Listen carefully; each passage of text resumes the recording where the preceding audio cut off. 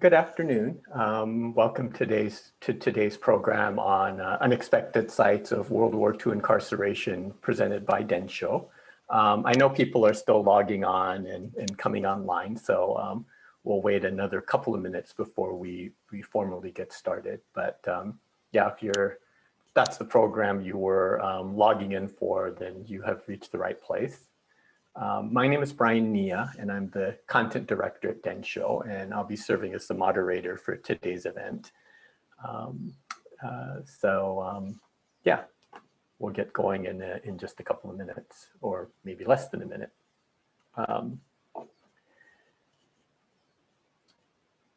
We do have three presenters today who will be telling us about some of the little known sites of Japanese American incarceration.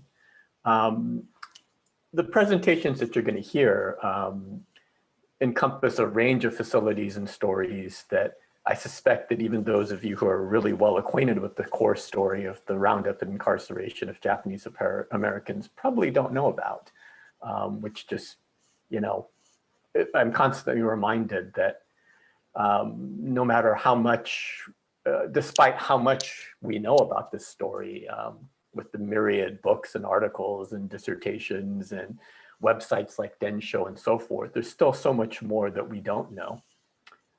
So the format of this program will be that we'll have each of our presenters do a brief presentation, and I'll introduce each of them just prior to their presentation.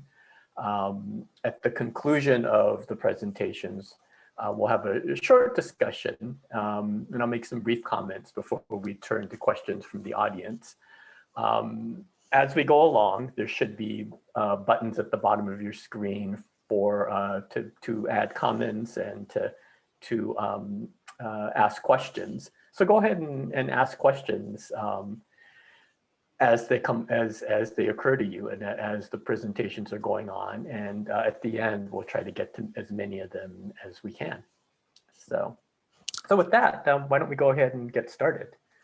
So our first presenter today is Takako Day. Takako is a Shin Issei who was born in Kobe, Japan, and came to the US in 1986.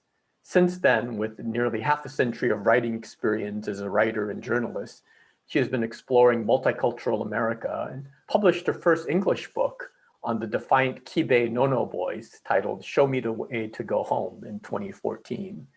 She is now writing about the little-known history of the Japanese in pre-war Chicago in her search for a new understanding of Japanese immigrants that could enrich our understanding of diversity in Japanese American history. And kind of through that research, we'll be talking about kind of an unusual side of incarceration for some of the Issei in Chicago. So Takako, please take it away.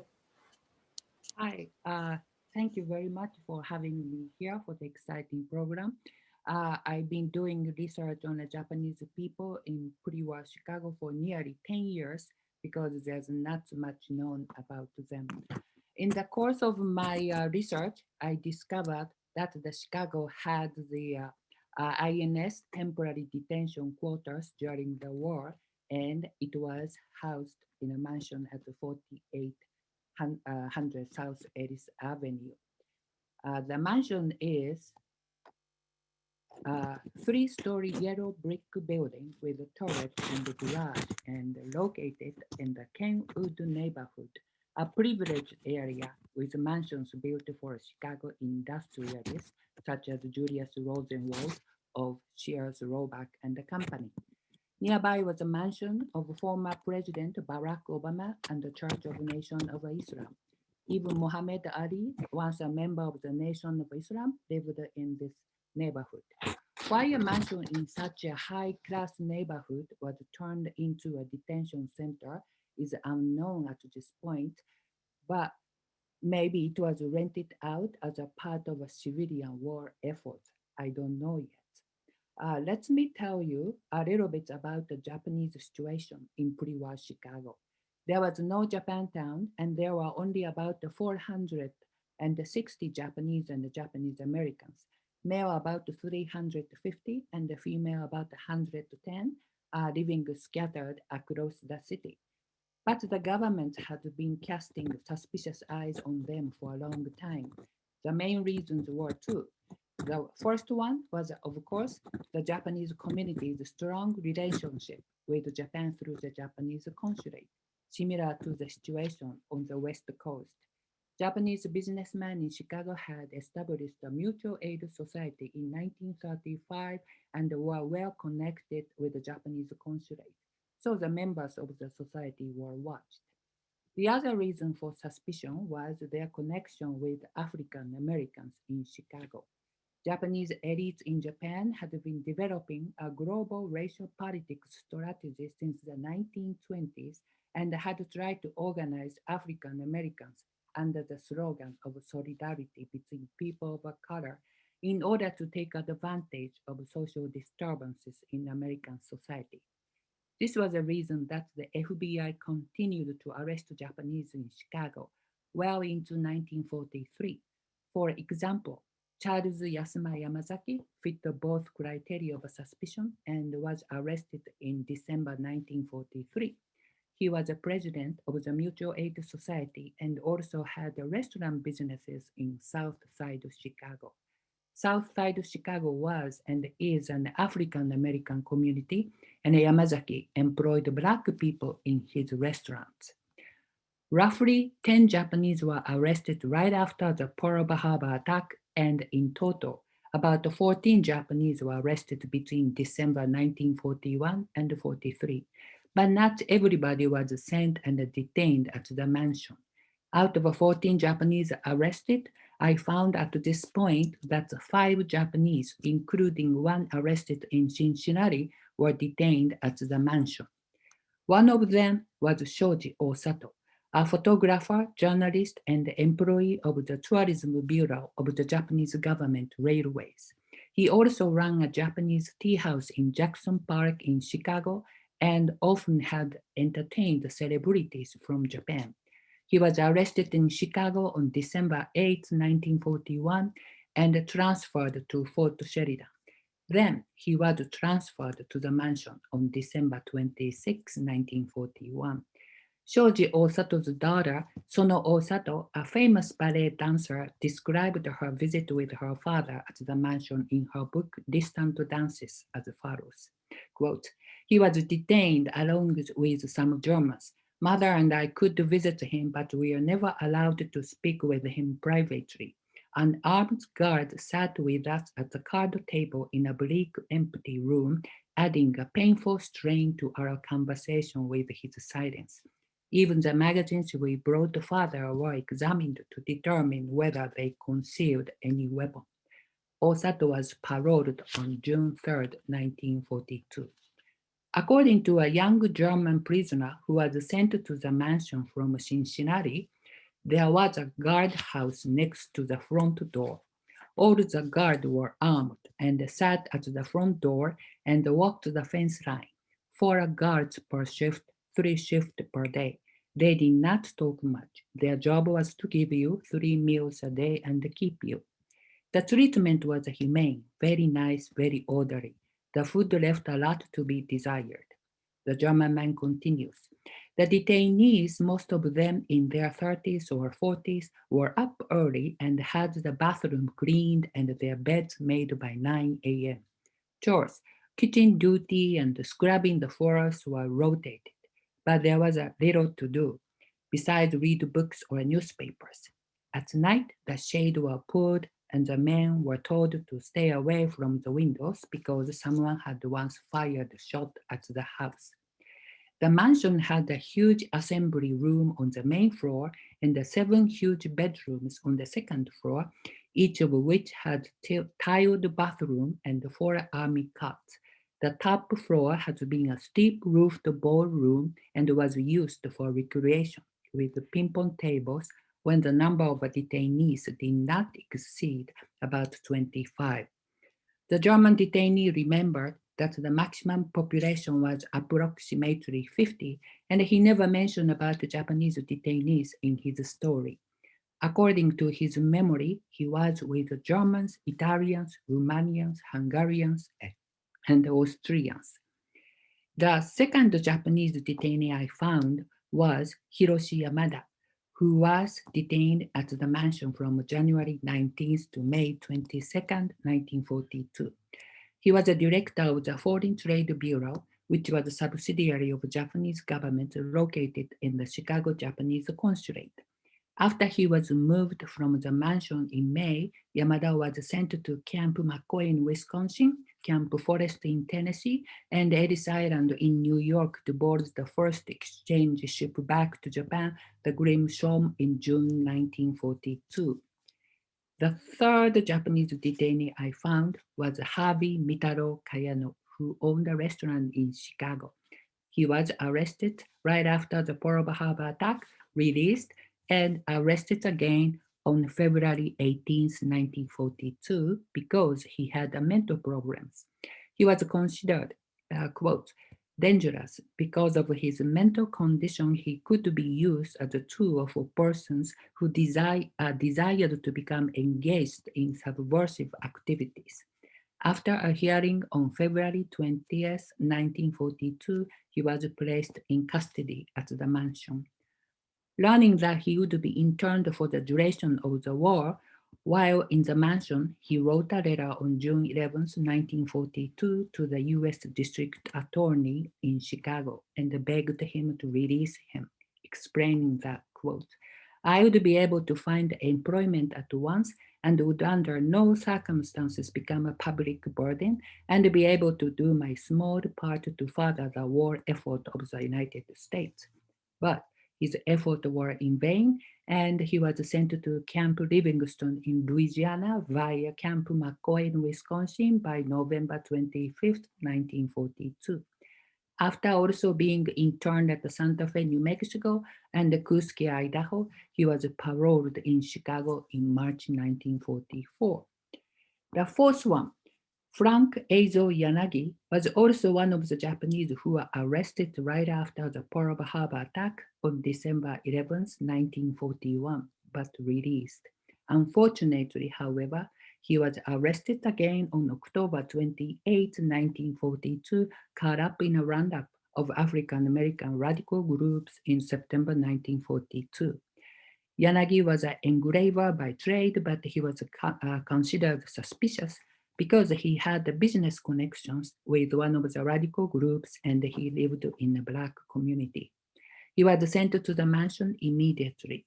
He was transferred from the mansion on November 28, 1942 to be interned at Camp McCoy in Wisconsin, Fort Missoula in Montana, Kuskia in Idaho, Santa Fe in New Mexico, and finally came back to Chicago after the war in 1946.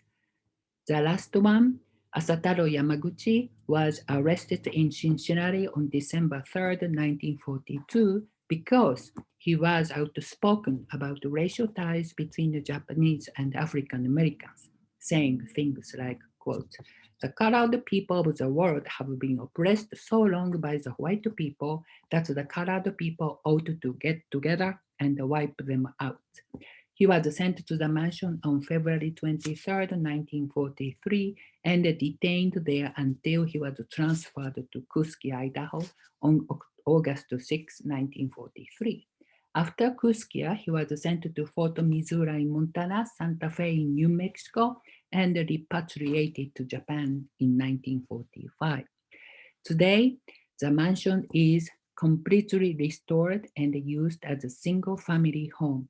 The neighborhood is still very quiet and remains one of the historical traces of a different world and a different time in Chicago. Thank you very much. Thank you, Takako, for that presentation. Fascinating and a little puzzling, right, as to why the INS would use this facility. But at any rate, if you have questions or comments, again, please go ahead and enter them. And we will go to our second presenter now, who is Courtney Sato. Courtney is an interdisciplinary scholar of US intellectual and cultural history, Asian American studies, and critical race and gender studies. She received her PhD in American Studies from Yale University with a concentration in public humanities. Courtney is currently a postdoctoral fellow at the Charles Warren Center for American History at Harvard University. And in fall 2021, this fall, she will join Tufts University as an assistant professor in the Department of Race, Colonialism, and Diaspora. Courtney serves as the co-PI and project director for the Japanese American Wartime Incarceration Digital Project Out of the Desert. You can get the URL from her bio on the event page on our website. And she's currently researching the understudied histories of tuberculosis in WRA camps and segregated Japanese American sanitaria throughout the war. And that will be a part of what she's going to talk about right now. So I will turn it over to Courtney. Great, thank you so much, Brian. Thanks so much to the Densho team for organizing this today and for inviting me to be here.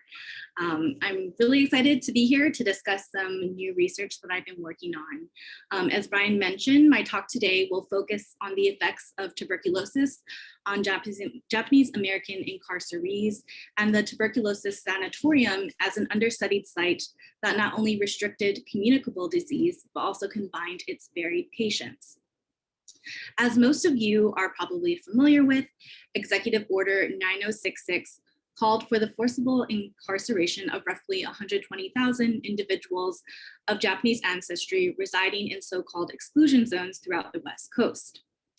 The exclusion orders were issued in February 1942, yet roughly a year later, in February 1943, the Los Angeles Times reported that 216 individuals of Japanese ancestry remained scattered throughout the country in healthcare facilities. Of this group, the vast majority were being treated for advanced stages of tuberculosis in segregated Japanese sanatoriums. Accounting for tuberculosis within the context of JA wartime incarceration offers interventions into how we may understand the relationship between carceral spaces, discourses of contagion, and also the labors and work of care. So throughout World War II, tuberculosis loomed large as an imminent public health threat. The risk was especially dire for those sent to inland WRA camps. Tuberculosis was the third leading cause of death for incarcerees. Overcrowded living quarters, menial and nutritionally deficient diets, and the arid desert climate fostered the conditions for respiratory diseases such as valley fever, pneumonia, and tuberculosis to thrive. Of these respiratory illnesses, tuberculosis was the most pervasive and the most feared by public health officials and Japanese incarcerees alike. While the WRA constructed makeshift hospitals and healthcare laboratories to ameliorate the spread of infectious disease, the lack of proper facilities, medical equipment, and training staffing exacerbated the susceptibility for incarcerees to contract tuberculosis and other diseases. The containment and treatment of tuberculosis were a challenge in light of both the crowded living conditions and the Japanese community's fear of the disease. While Poston, the largest of the WRA camps located in Arizona, reported 153 cases of tuberculosis, another camp, Tule Lake, for example, identified only 10 cases on record.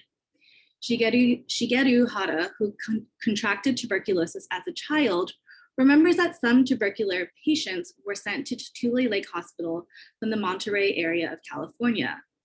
According to Hara, these patients filled 2 hospital wards. And he reflected, some of them were in real bad shape because, Japanese really disliked tuberculosis because they associated it as something like leprosy. If they found a tuberculosis case in the block, everybody wanted to move out.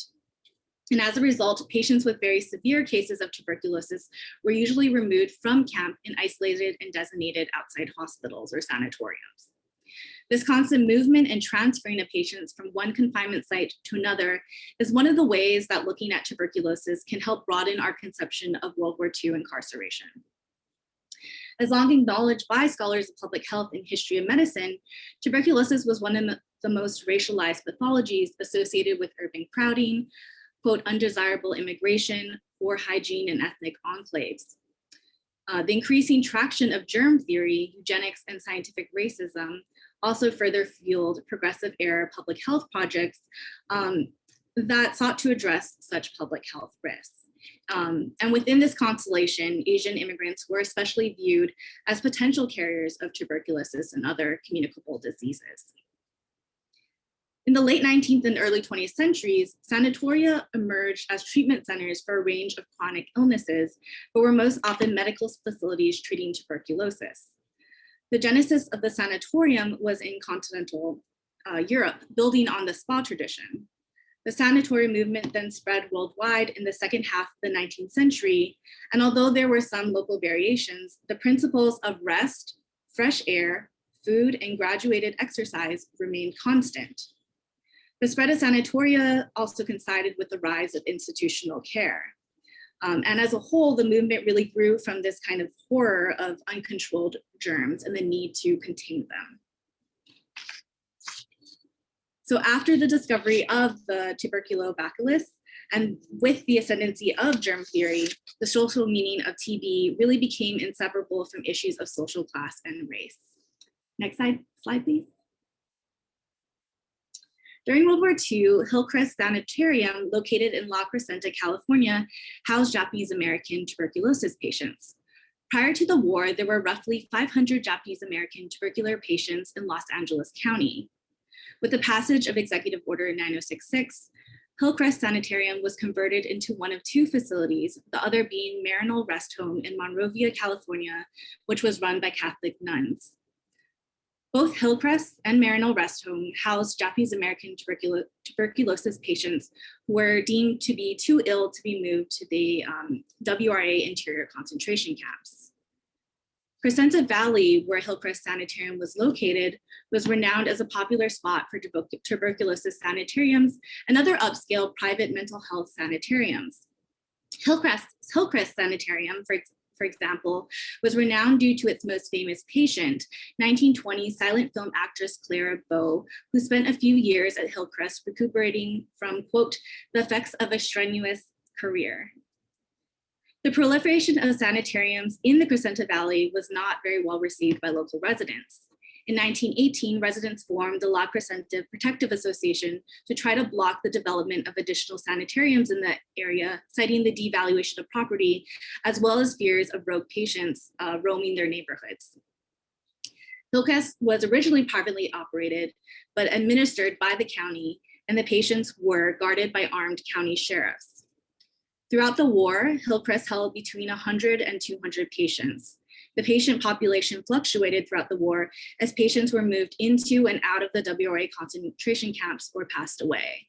And although I'm still in the early stages of trying to gather this data, from the records I've looked at so far, I can confirm that at least 20 patients died while they were at Hillcrest. The sanitarium landscapes were carefully curated to encourage healing from the stressors of urban life.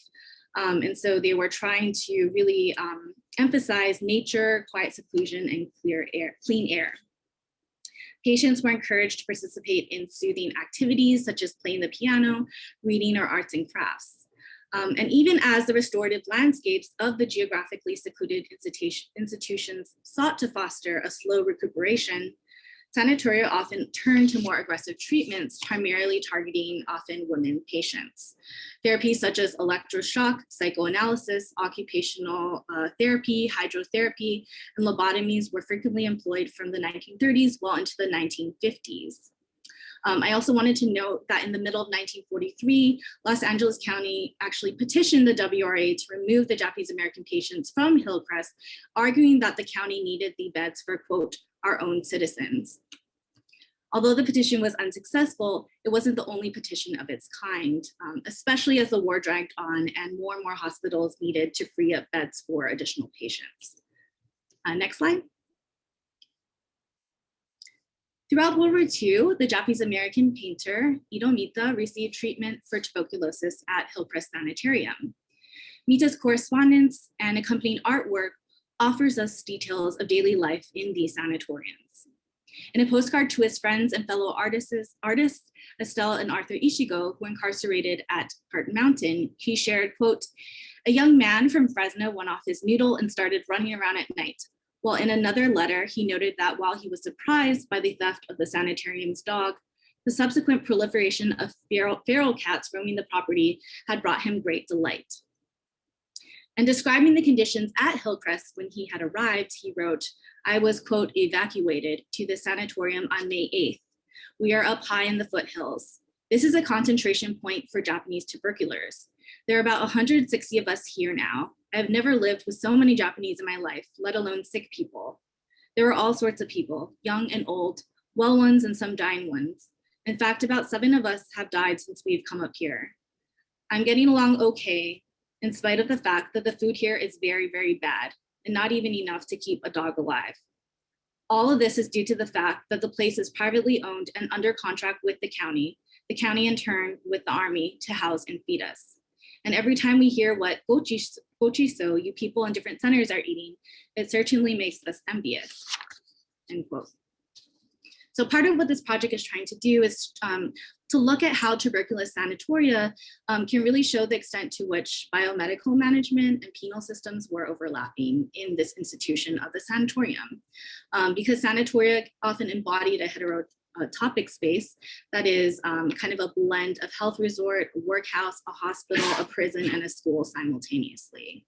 But I think what is most telling here is that tuberculosis patients like Itomita really straddled a fine line between patient and prisoner, and that the facilities were actually surveilled by armed guards that walked the facilities. And also in the yard, you can see actually in this postcard that Mita made, there are sentry towers at the main gate, and there was always a guard that was standing watch in front of it. Next slide, please.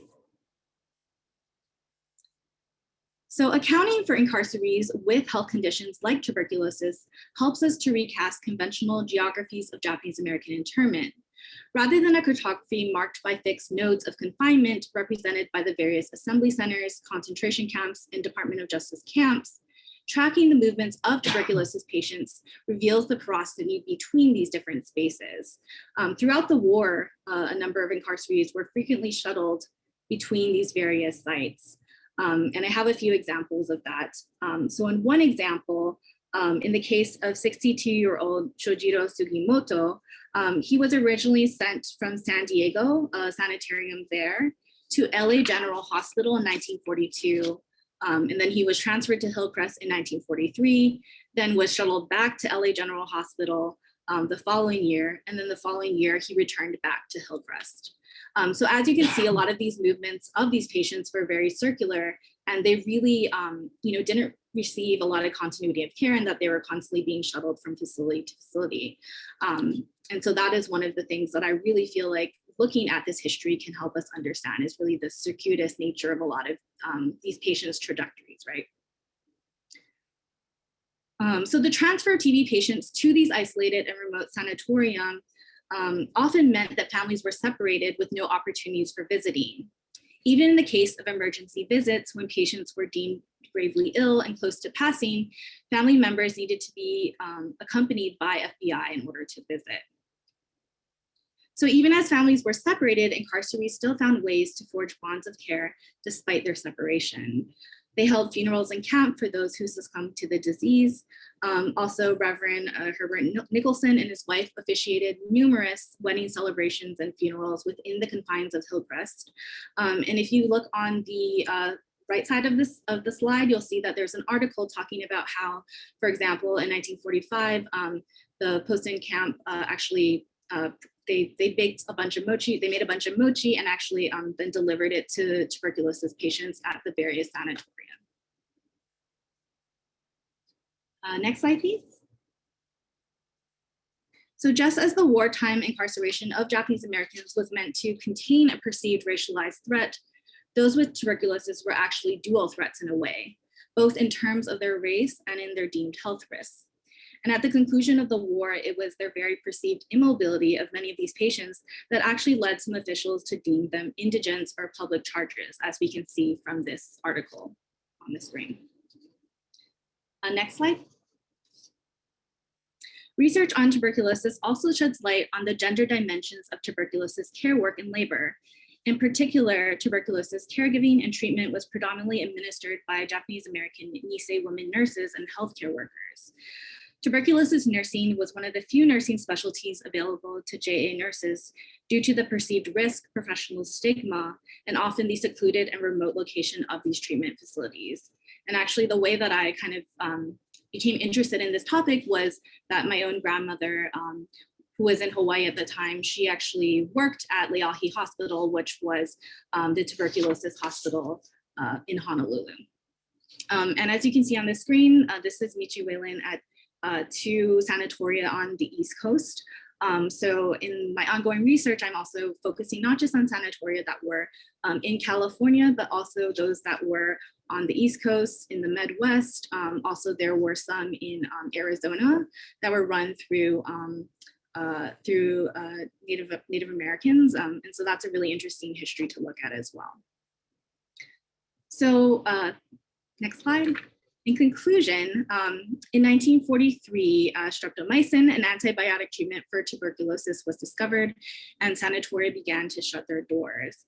And by the 1950s, with the implementation of these antibiotics, tuberculosis was no longer deemed a major public health issue. And with the closure of sanatoria, many of these were demolished or repurposed as other healthcare facilities. We can see this with Olive View, which became a healthcare facility associated with USC, but also Hillcrest, for example, was one of the sites that was actually abandoned.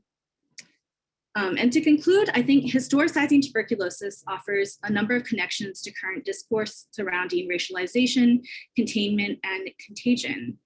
COVID, like tuberculosis, is a respiratory-borne illness, and in detention settings, these are exacerbated by the rapid and disastrous spread of infectious diseases, owing both to the environmental and a number of host factors. Last year and earlier this year, COVID outbreaks were actually much higher in detention sites than anywhere else. And the flawed notion that COVID outbreaks within such detention sites are, quote, removed and therefore not a threat to the larger population exhibits a kind of out of sight, out of mind, myopic logic that is as exceptional as it is dangerous. So thanks again. Thanks so much, Courtney. That was fascinating. I have many questions, and I think some of our viewers do as well, and hopefully we can get to those a little bit later. And it must be interesting to do this research, and as it is for here, this presentation in the midst of the COVID pandemic as well. So, but anyway, we will go now to our final presentation, then we'll turn it over to Q&A. Our third panelist is Heidi Kim. Heidi is an associate professor of English and the inaugural director of the Asian American Center at the University of North Carolina at Chapel Hill. Her work ranges through 19th and 20th century American literature and Asian American studies. Her monograph, Invisible Subjects, Asian Americans in Post-War Literature, published by Oxford in 2016, resituates the work of Ralph Ellison, William Faulkner, John Steinbeck, and the Melville Revival critics through recent advances in Asian American studies and historiography, illegal immigrants in historiography, period.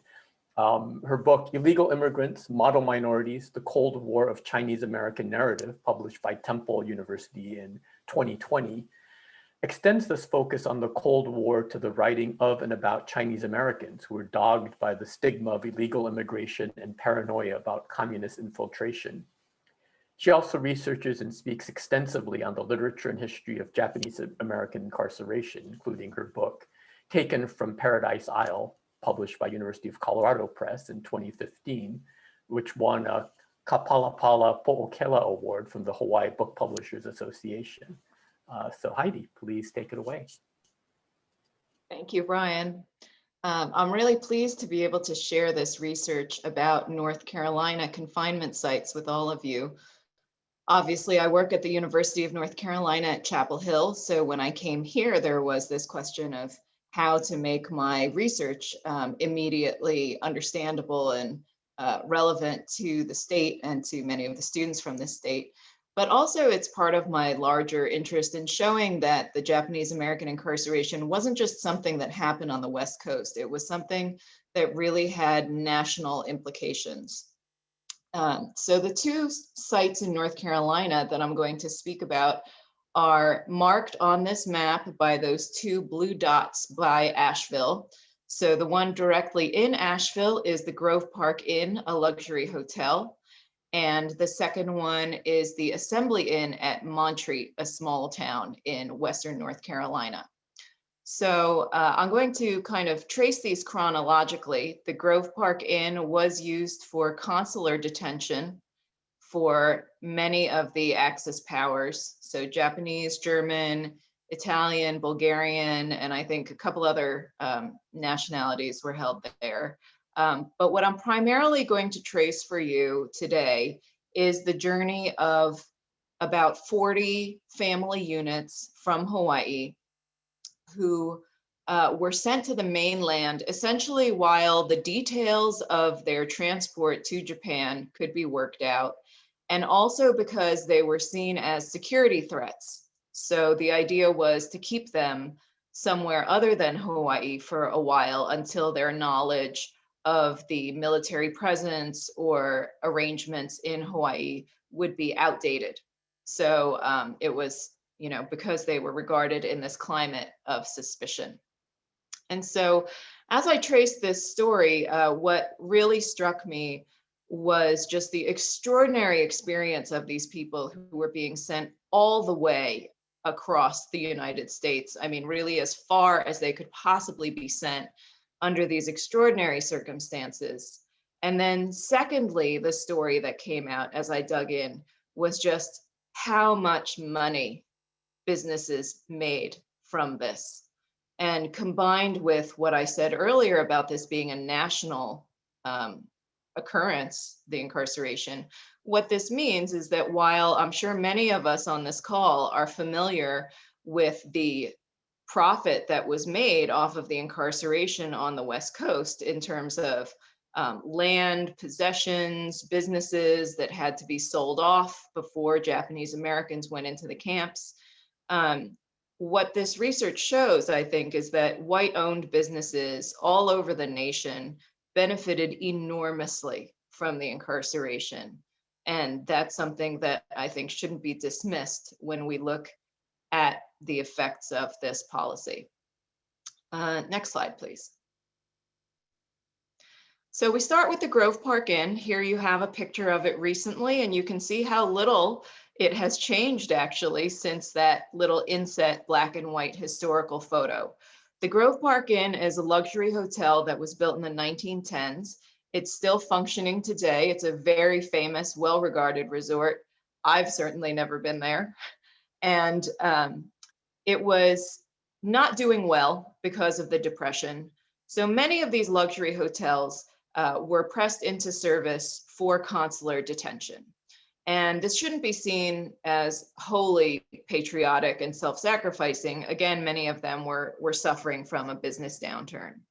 So in 1942, several consular parties traveled through the Grove Park Inn, and the group we're interested in, the group of 40 families from Hawaii, arrived in late August 1942.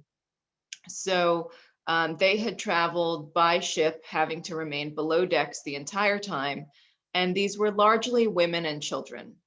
The available accounts I have rest on three women's experiences. So Jane Asami, whose father was an editor at the bilingual Hawaii Times, and Tomo Izumi and Ella Tomita, whose fathers were both Buddhist priests on Hawaii Island. And these adult men, who were all leaders in the Japanese community in Hawaii, had been arrested and then had chosen, under some duress, to repatriate to Japan. So these women and children who were sent to North Carolina were their families who were going to be joined with them at some point and sent to Japan. So they were permitted to take very little with them. They often didn't have enough warm clothing for the mountain climate in North Carolina. And compounding this difficulty, they felt obligated to tip the African-American waitstaff at the hotel. So while they were living in extremely luxurious conditions and they were treated apparently much as guests at the hotel would have been, they were entering into an entirely new racial dynamic, with many of them felt awkward about this. And again, they didn't really have the financial resources to sustain this kind of tipping culture. So that was a very difficult aspect. Izumi vividly recalled the formal uniforms of the wait staff and the maid service, which was something that she simply had never experienced before. But alongside this, she recalled a really hostile encounter with a clerk who had kind of called her over one day and shouted at her that she didn't know why Japs had to be in the hotel that the president would stay in when he came to Asheville. So it was a really extraordinary demonstration of hostility to a 9-year-old child. And, you know, although this was a beautiful hotel and they enjoyed the grounds, nonetheless, they were somewhat unfamiliar and uncomfortable even in their geographical surroundings. So they describe being afraid of snakes and being afraid to go around the grounds. Next slide, please. So this is a photo of all of the people from Hawaii who were detained on the back steps of the inn. So I'm sorry that the resolution's not very good, but you can see that it's mostly women and children, especially down in the front. You can see how young some of the children are, and there are babies who are held by their mothers in the back of the picture. Next slide. So after a few months at the Grove Park Inn, the Japanese Americans from Hawaii were moved to a more economical setting at the Assembly Inn at Montreat. So not far, as you saw on the map. And the Assembly Inn at Montreat was part of a large Christian group. So this group had actually founded Montreat explicitly as a Christian retreat. And there's a college there, and an association, a library, and this inn, which was the site of many different summer camps and summer Christian gatherings. So, you know, I actually have met some locals here in North Carolina who grew up going to summer camp at Montreat. And some of you may know that when Reverend Billy Graham recently passed away, he passed away in Montreat, North Carolina. So a place with very strong Christian heritage. At this time, it was headed by Dr. Robert Anderson, who was very ambitious to build up the retreat to a strong financial position. And he saw this as an opportunity. So he reached out to the State Department, although he later claimed he had been approached. And the Japanese Americans were shipped over here. I say shipped, I mean bused over here late in 1942. So they had to readjust here to an entirely different way of life. There was no luxury service, there were no waiters, there was no laundry service, and very often, especially in these family units, a lot of the housework fell on the oldest child in the family. So there was quite a lot of difficulty managing the childcare, the schooling, the logistics. Montreat had prepared for the children. They had created a kind of schoolroom, put up some swings. However, State Department representatives who visited were extremely unimpressed with the conditions. One representative wrote that there was no heat in his room, every room was filthy, the food was terrible, the dishes weren't washed properly, and that the college was actually supplying employees to serve meals rather than actually hiring help with the money that they were getting from the State Department contract. In contrast with this, the local newspaper, which was run by college students, reported what splendid food the prisoners have, and that there were extra large portions of rice. The accounts that we have describe the conditions as fairly good, although it's hard to say what their basis of comparison was, of course. In terms of treatment, Montreat was a much friendlier atmosphere than the one that I just described. Despite what I would characterize as a kind of cheerful racism when they first appeared, sort of gleefully describing the children and how strange it was to see Japanese children wearing Superman shirts or patriotic shirts. Despite that kind of understanding and despite the opposition that Dr. Robert Anderson faced in opening up the hotel for this kind of detention, everyone seems to recall courtesy and friendliness. So both employees of the association and the available accounts that we have from Izumi, Asami, and Tomita describe a very friendly and affectionate even relationship between the locals and the children. The culmination of this was Christmas 1942, a story which still looms large locally in Montreat, in which the Germans who were segregated on the first floor, the Japanese and Japanese Americans who were segregated on the second floor, and the students or locals outside on the lake bridge apparently all simultaneously sang carols together on Christmas and had a Christmas tree with presents and performances from everyone. And the college newspaper claimed that, quote, "Not since the popular Christmas truce of World War I has there been such a jubilant moment of unity in Christ." What this also underscores is that the association had attempted to do as much proselytizing as the State Department would permit, and really rather more, while the State Department balked at providing any kind of Buddhist texts or Buddhist statues. As I mentioned, many of these families were Buddhist because Buddhist priests were heavily targeted in the post-Pearl Harbor wave of arrests, but they were not accommodated in their religious observances.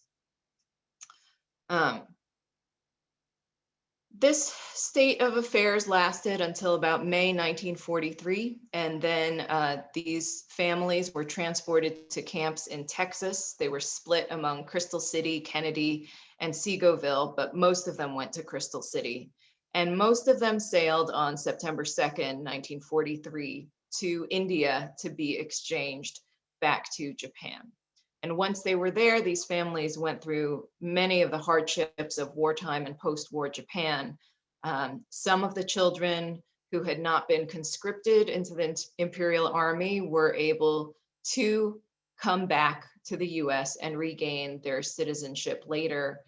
But again, many of the boys were not able to do so. So the impact of this kind of family separation and repatriation policy are still with us. I'll stop there, but I'll be glad to take any questions. Thank you. Great, thank you. Sorry, I forgot about this. These are some of the photos of them, of the Izumi family posed there, and in this case, performing in a kimono for one of the employees.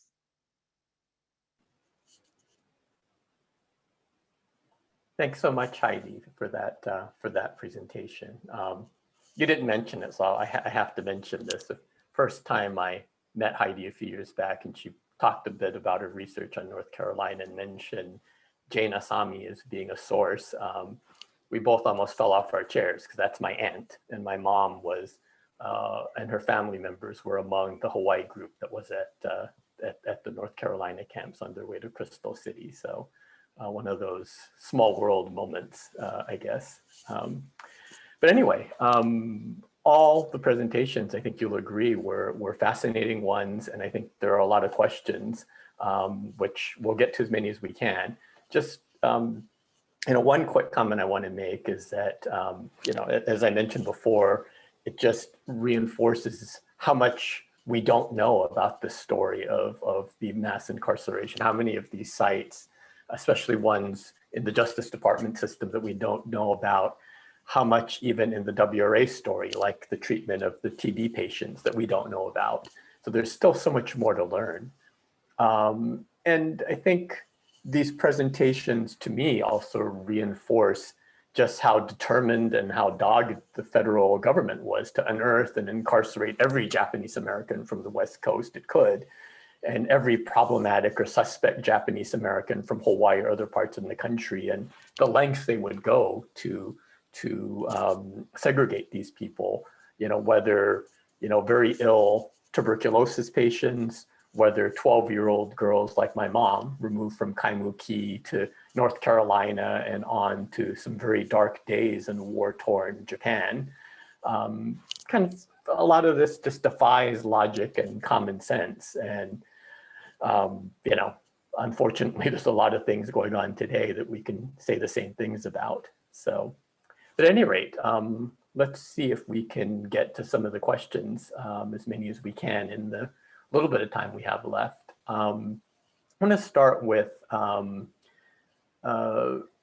questions for Takako about the Issei at the Chicago mansion. One from Greg Robinson asking, were all those detained in the mansion from Chicago or living in Chicago? From Lanny Manning, also, who owned the mansion prior to the war? Who owns the mansion? I'm very sorry. I don't know. I have to study more. And then we don't know, right, either why that mansion was chosen, correct? Yeah, yes. But hopefully. And then Greg was also wondering, were all the people in there that were held there from Chicago? Oh, except for one. One was from Cincinnati.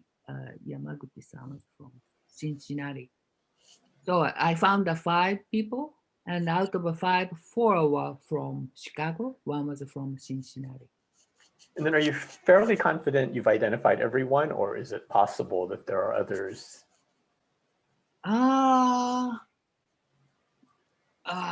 Possible, of course, but I don't know how to find them. Basically, those are 4, no, not 2, 3 people, arrested. No, 2 people were arrested first and then released, and then the more suspected, So I believe not so many people were too much suspicious enough to detain them too long. Basically, they were released. Okay. This is a question, oops, I lost it now, from Russell Endo for Courtney, asking if, do you know if any Japanese from the LA area spent the entire war at Hillcrest versus, who didn't go to any WRA camp? Yes, that's a great question. And yes, there were a number of patients who spent the entirety of the wartime in one of these sanitariums. The kind of main ones that I was able to find Japanese American patients in were Marinol Rest Home and Hillcrest, as well as Olive View. And so there were a number of patients who stayed there the entire time. Another question for Courtney from Wendy Chang. She writes, Dr. Sato, thank you for this important research. You said a little about what happened post-war, but can you say more about what happened with these sanatoria after the war? How long did they stay segregated, et cetera? I was thinking of someone who contracted TB at Manzanar and died at Maryknoll in LA shortly after the war. Looking forward to reading your work. So thanks so much for that question. So up until 1964, with the passage of Title VI, I believe, of the Civil Rights Act, all hospitals were segregated, or at least, well, I think for some of the private ones, it was up to the discretion of those who are running it. But so a number of them actually remained segregated all the way until the 1960s. But actually, during the 1950s, a lot of these sanatoria began to close because there wasn't a dire need for them anymore. Some of them were actually transformed into kind of facilities that were more based around mental health and kind of like recuperative sites, kind of going back more to the spa tradition. And so they were less focused on TB and more on kind of this as a site for wellness. Okay. And from Robin Chan, also for Courtney, did you start your research prior to the COVID pandemic? And did the current pandemic influence your research in any way?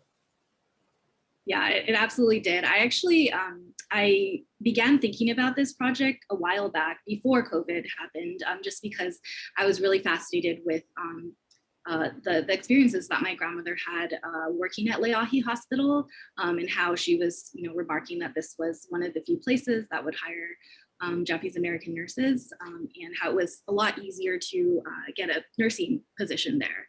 And then as I was going through a lot of the camp newsletters, I noticed in the jobs ads section that there were a lot of ads that were basically they were trying to recruit from the camps nurses or healthcare workers who would be willing to leave camp and go staff tuberculosis sanatoria outside of the exclusion zones. And so I was initially planning to kind of focus my research on that. But then I got really interested in thinking about the sanatoriums. So I would say that with COVID, it kind of increased the urgency of why I needed to start this project sooner rather than later. And I think it also really shaped my thinking in terms of trying to think about sanatoria and how it can really widen our conceptions of these geographies of World War II incarceration beyond these kind of conventional WRA camps. And yeah, just look at kind of these discourses around contagion and race, which are very much still prevalent today. Yeah. Okay, this is a question for Heidi.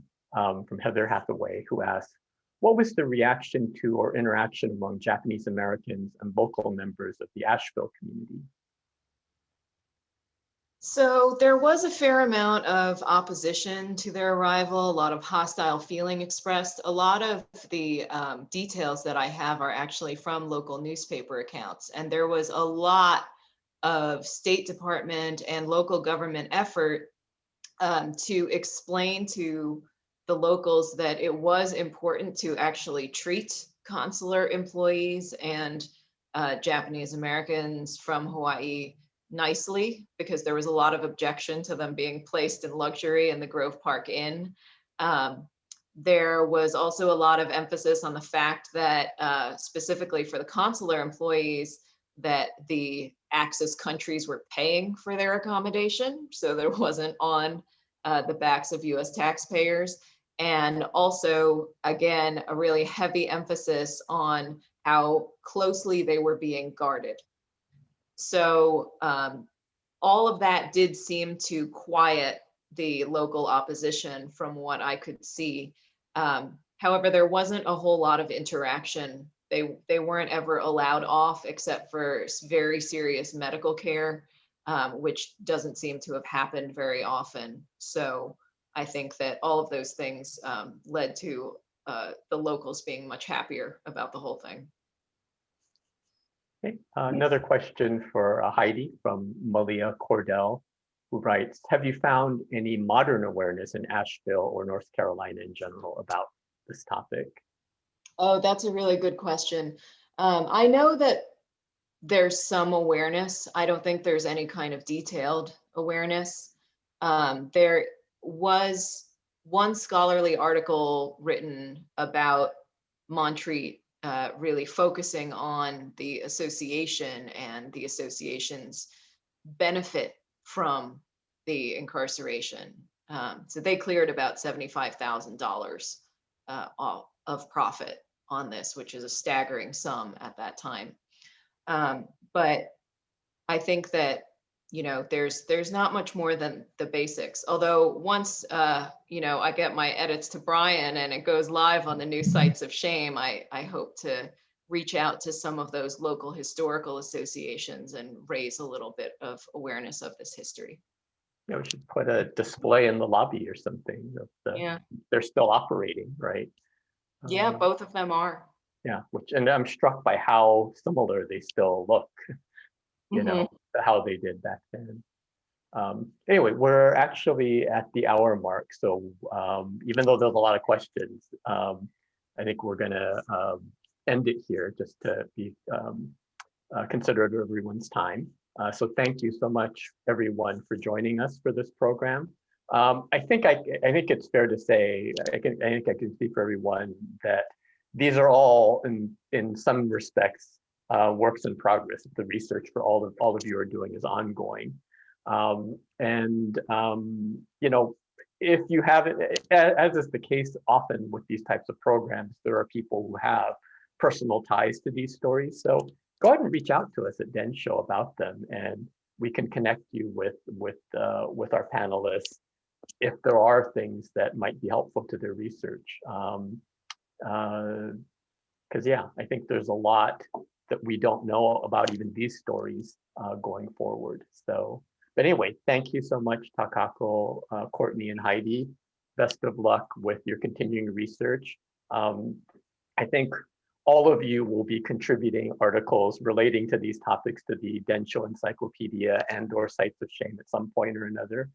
You know, look for that when those come out, and I'm sure there will be other publications that will result from your research as well. So we will definitely put that out there when those come out. So thanks so much, everyone, and have a great rest of your day.